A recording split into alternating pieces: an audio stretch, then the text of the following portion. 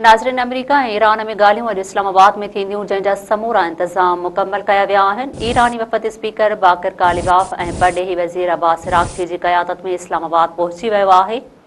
नायब वज़ीर आज़म इसहाक़ डार, स्पीकर अयाज़ सादिक़, घरू वज़ीर मोहसिन नक़वी ऐं field marshal Syed Asim Munir airport ते ईरानी वफ़द जी आजियां कई।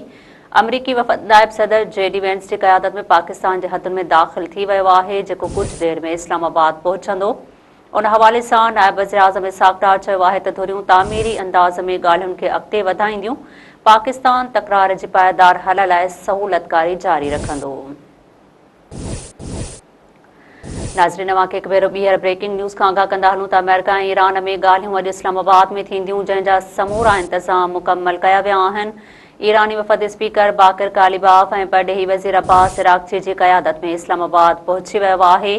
नायब वज़ीर आज़म इसहाक़ डार, स्पीकर अयाज़ सादिक़, घरू वज़ीर मोहसिन नक़वी ऐं field martial Syed Asim Munir airport ते ईरानी वफ़द जी आजियां कई।